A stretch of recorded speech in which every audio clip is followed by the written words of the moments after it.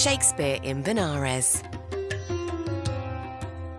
William passed through a narrow lane, dimly lit and small Hindu idols seen through elaborate camouflage, and he was searching for the way to go to the embankment area, a place he was told to be of great importance to the natives.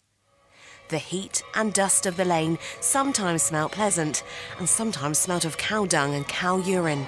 He found it to be quite similar to London streets with dust, smoke, horse dung and cat urine. His guide, but not interpreter, was a young boy who took him through a maze, and suddenly the maze vanished really in thin air, and something infinitely broader than the Thames came before his eyes: the Ganges. William was speechless. He looked sideways, saw temple tops on the horizon, yet he observed everywhere a sense of fear and anxiety among the natives. William knew that this vast place is ruled by a foreign aristocracy, believing in different faith. A Frenchman in London had briefed him on this. But all briefings proved to be shaky once the whole experience started to overwhelm him.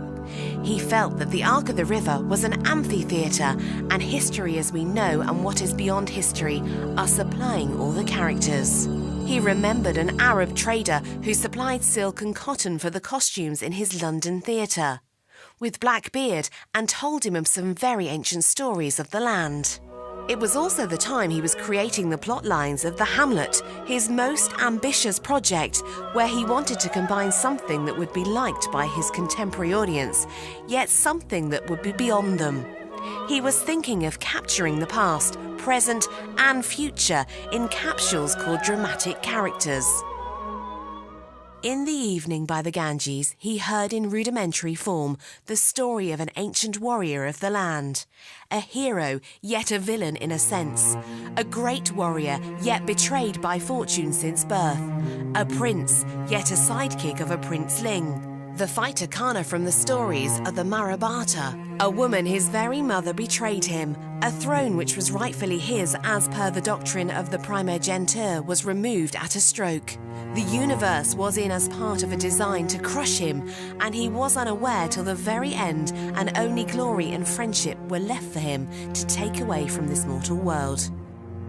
He also visited a cremation ghat where he witnessed a beautiful young woman's corpse draped in silk and golden ornaments were dipped in the Ganges. There was incense as if the water was mixed with some perfume, and the smell of death, and he felt that as the water danced over her, she was as if alive till then. The corpse it was not, but her silk clothing became heavy with embarrassment. Then he saw the flames consuming everything, and the river flew as if nothing had happened. The dust to dust was not underground, but at the very front of one's eyes, and soon her golden yellow complexion turned to coal, just like her jet black tresses. Sleep eluded William. It was an Indian summer night with a half moon, and he was in an old house with a terrace, and he'd heard foreign music wafting by. He could not sleep. He started walking towards the river, as if pulled by some hidden force. As he was walking, he remembered that the Brahman was telling him life and death, showing a coin and its size, and then he flipped in and it fell on the ground and started rolling. He got the message. It was well past midnight, and a cold breeze was blowing. He stopped and turned behind the grand turrets of some temple, and a warrior form told him in his native tongue, "William, tell my story. Do not forget. Tell my story."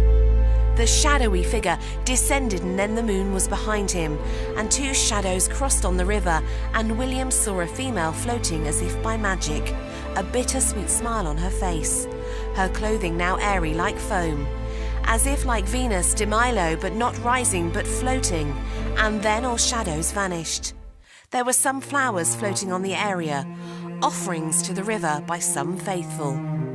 William started writing the scene between Hamlet and Ophelia, and his bones were chilled remembering the shadow, asking him not to forget to tell.